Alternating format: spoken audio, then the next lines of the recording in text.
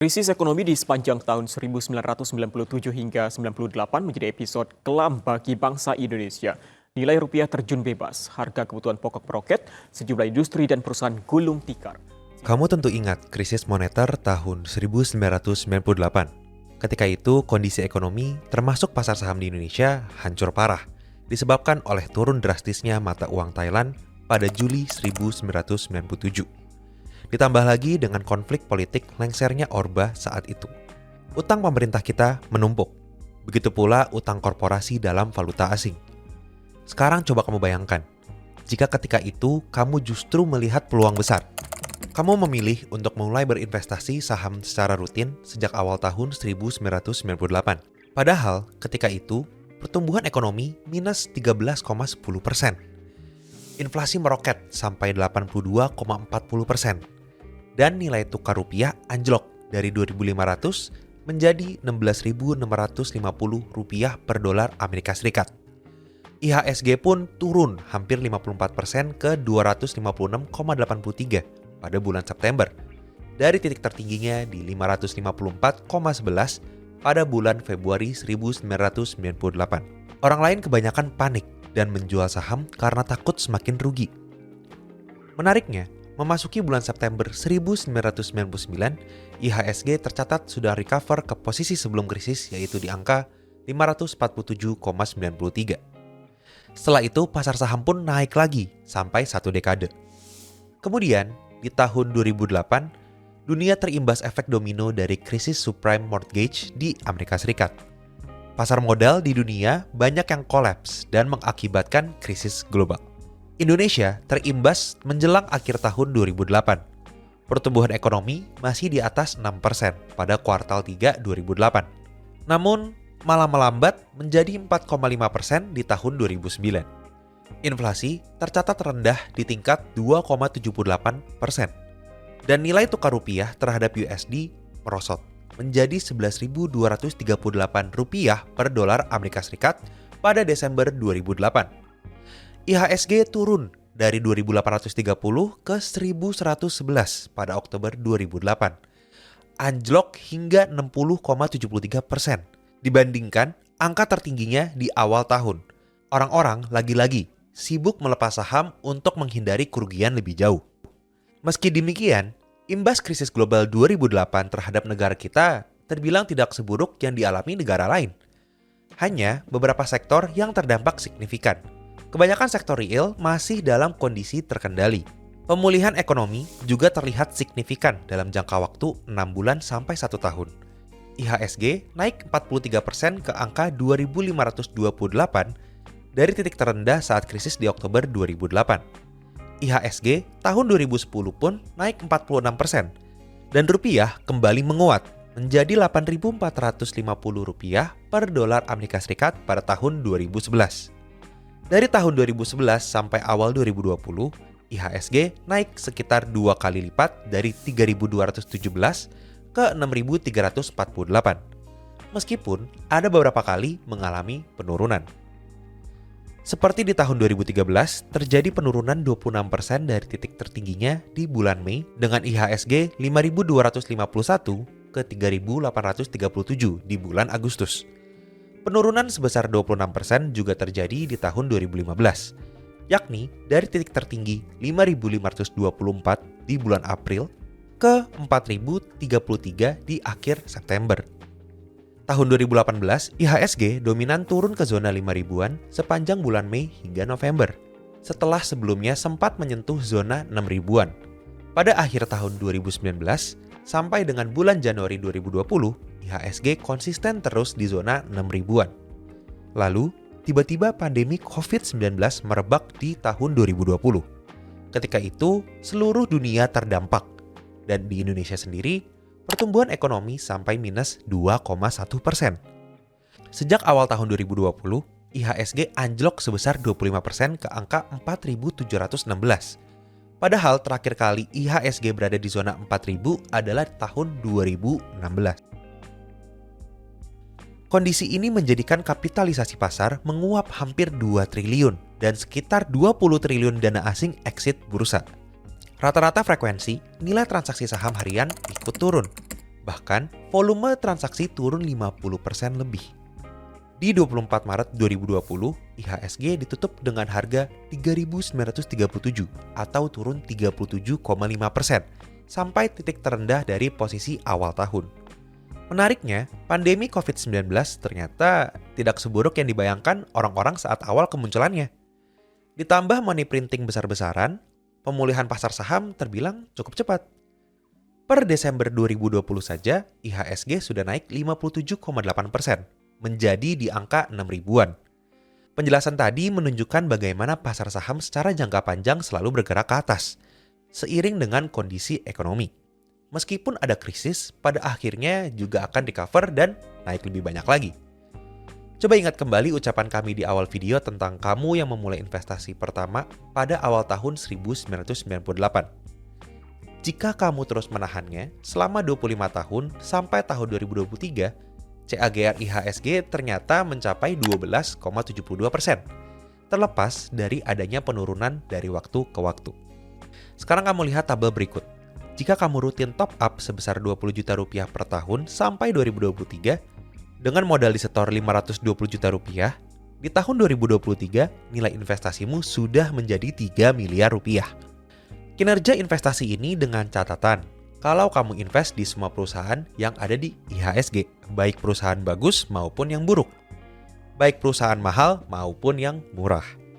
Kalau kamu mau meluangkan sedikit lebih banyak waktu untuk hanya invest di perusahaan yang bagus dan murah, tentu kinerjanya akan jauh di atas ini.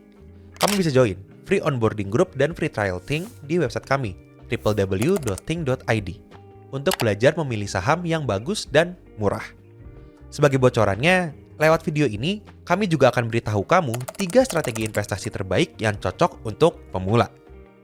Ingatkan di video ini, kami sudah jelaskan bahwa saham itu sama dengan kepemilikan bisnis. Ketika kita membeli saham, maka sebenarnya ya kita membeli bisnis. Dan kita berpartner dengan pemilik yang lainnya. Termasuk memegang saham pengendali yang menentukan arah perusahaan itu mau kemana, bagaimana operasionalnya, dan termasuk bagaimana kas perusahaan akan digunakan. Maka dari itu, strategi pertama adalah pastikan bisnis yang kamu beli dikelola oleh orang yang jujur, berintegritas, dan tentu juga harus capable.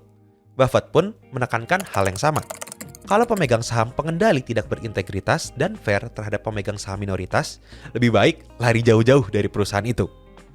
Warren Buffett pernah mengajarkan 2 cara untuk kita bisa mengetahui apakah manajemen perusahaan tersebut baik atau tidak. Pertama, adalah dengan melihat how well do they run the business. Kita bisa perhatikan track record manajemen dalam menjalankan perusahaan. Apa yang mereka dan kompetitornya capai, bagaimana perkembangan perusahaannya, serta bagaimana mereka mengalokasikan kapitalnya dari waktu ke waktu. Semua ini bisa kita ketahui dengan membaca laporan keuangan perusahaan tersebut dari tahun ke tahun. Kedua, adalah how well do they treat the owners. Termasuk pemegang saham minoritas, yang pada kebanyakan kasus hanya bisa pasrah mengikuti keputusan yang diambil pemegang saham pengendali, atau yang biasa disebut owner. Ingat lagi kata Warren Buffett, poor managers usually don't think that much about their shareholders. Kita bisa menilai poin ini dengan melihat apakah banyak kejanggalan pada laporan keuangannya, seberapa banyak transaksi afiliasinya, apakah transaksi afiliasinya fair, bagaimana track record jajaran manajemen dalam menjalankan bisnisnya, dan masih banyak 1001 cara lainnya. Bagi kamu yang masih pemula, tips paling mudah untuk memulai adalah dengan melihat bagaimana perusahaan menggunakan cash-nya. Bisnis yang bagus pasti menghasilkan keuntungan dan cash flow. Pertanyaan selanjutnya, apakah cash hasil dari keuntungan tersebut digunakan dengan bijak? Apakah perusahaan mereinvestasikan cash tersebut secara tepat guna? Baik itu untuk ekspansi masa depan atau untuk melunasi utang. Dan bila berlebih dan tidak digunakan, apakah akan dibagikan sebagai dividen untuk pemegang saham? Sedikit catatan, kebanyakan perusahaan-perusahaan terbuka di Indonesia adalah perusahaan besar yang sudah berdiri puluhan tahun. Biasanya, perusahaan seperti itu sudah tidak perlu mereinvestasikan 100% labanya untuk ekspansi.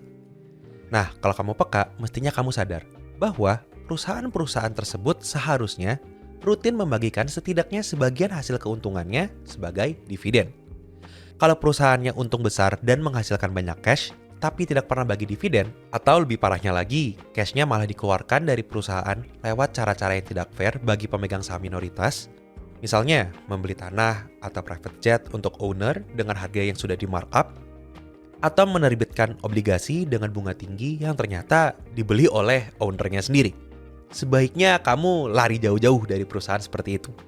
Sebaliknya, kalau owner rutin membagikan dividen setiap tahun, apalagi dalam jumlah yang cukup besar, maka ini mengindikasikan owner yang baik dan berintegritas.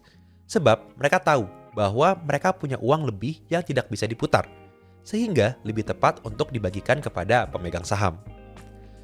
Kalau ownernya sudah berintegritas dan capable, checklist selanjutnya adalah menilai apakah bisnis memiliki prospek bagus untuk bertumbuh dalam jangka panjang.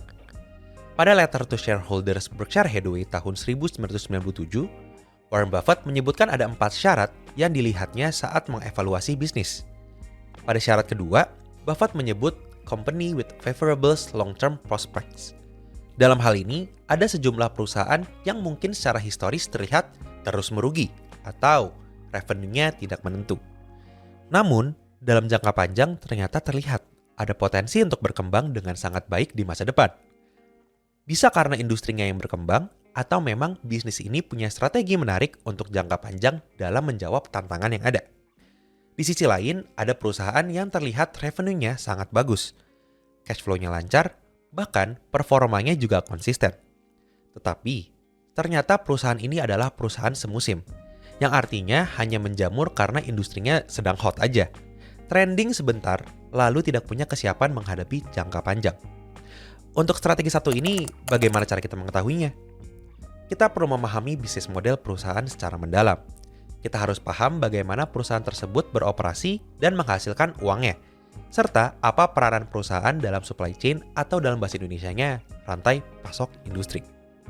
Dari supply chain tersebut, kita juga bisa tahu lebih dalam bagaimana supply dan demand yang berkaitan erat dengan perusahaan tersebut di masa kini dan masa depan. Sehingga kita bisa memahami faktor-faktor apa saja yang bisa mendongkrak profit perusahaan, termasuk juga sebaliknya, yang menjadi ancaman bagi perusahaan. Di Indonesia, bisnis yang memiliki favorable long-term prospects ini banyak ditemui pada lini perbankan. Kita bisa melihat contohnya pada BCA, BRI, BMRI, dan BNI. Laba yang dihasilkan oleh bank tersebut cenderung tumbuh terus dan harga sahamnya pun mengikuti. Poin penting terakhir dalam strategi untuk pemula dari Think, yaitu belilah saham pada saat valuasinya murah. Simpelnya begini, sebagus apapun perusahaan yang kamu incar, itu tidak menjadi sebuah good investment kalau kamu belinya kemahalan. Ambil contoh perusahaan Unilever. Siapa yang tidak kenal bisnis raksasa ini? Perusahaan multinasional untuk fast-moving consumer goods dengan lebih dari 400 merek dagang. Unilever sudah beroperasi selama hampir 1 abad. Rasanya anak kecil juga tahu Unilever adalah perusahaan yang bagus. Kami ingat sekitar 10 tahun yang lalu, semua orang menyarankan untuk beli saham Unilever karena perusahaannya bagus sekali. Gimana tidak bagus? Rasanya seharian kita hidup saja pasti ada pakai produk dari Unilever. Dari bangun tidur sampai tidur lagi, kita terus mengkonsumsi produk-produk mereka. Misalkan mandi pakai sabun Lifebuoy atau Lux, keramasnya pakai sampo Clear, Sunsilk atau Dove. Sikat gigi pakai Pepsodent atau Close Up. Biar wangi semprot X atau Rexona. Pas bersih-bersih pakai Sunlight, Molto, Rinso, Fixal, Wipol, Superpel. Terus begitu jajan ketemu lagi sama es krim Walls. Minumnya teh sari wangi atau buah vita. Terus aja gak bakal ada habisnya. Yang menjadi pertanyaan, meskipun bisnisnya sangat bagus dan menghasilkan keuntungan yang besar, jika dibandingkan dengan harga sahamnya yang dijual sampai lebih dari 40 kali lipat labanya, return yang diterima investor itu kecil sekali. Pada akhir tahun 2014, saham Unilever dijual di angka Rp32.300 per lembar saham. Sedangkan laba per sahamnya adalah 752. Bayarnya 32.300, dapatnya 752 per tahun. Artinya, kalau waktu itu beli saham Unilever, return yang diterima investor kira-kira hanya 2,5% saja. Memang, laba tersebut bisa bertumbuh. Tapi naiknya pun seberapa banyak? Naik 2 kali lipat saja masih hanya 5% returnnya. Apalagi kalau kita lihat pangsa pasar produk-produknya sudah sangat besar di Indonesia. Ruang pertumbuhan untuk itu sudah tidak banyak. Sudah jelas ini over value. Jika returnnya hanya segitu, mendingan deposito saja yang lebih aman dan pasti. Di masa itu aja kami merasa harga saham Unilever sudah terlalu tinggi.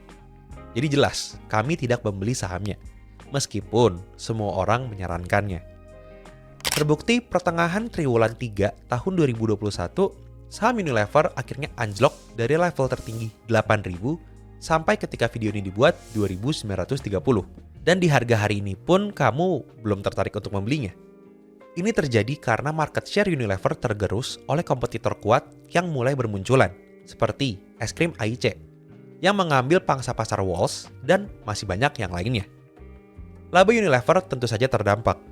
Ketika labanya turun, ekspektasi irasional para spekulan di pasar saham tidak tercapai, dan saham Unilever dijual besar-besaran. Ini menunjukkan betapa pentingnya bagi investor untuk tetap rasional, meskipun posisi yang harus diambil adalah kontrarian terhadap kebanyakan orang. Ada satu kebiasaan Warren Buffett yang mungkin bisa kamu adaptasi untuk mempertajam kemampuan kamu mengetahui valuasi sebuah bisnis. In fact, one of the things I always like to do when I'm looking at investments is I like to look at them without knowing the price. Because if you see the price, it automatically has some influence on you. I would rather not know the price because I'd rather value it without knowing the price.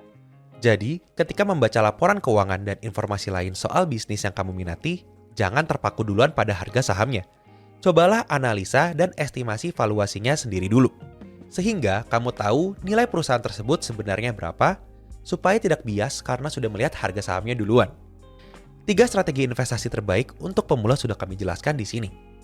Kalau kamu padukan ketiganya, membeli bisnis yang dikelola oleh orang yang handal dan jujur, prospeknya juga bagus, dan belinya ketika harga murah, maka investasi ini akan menjadi low risk, high return. Lalu, selanjutnya apa?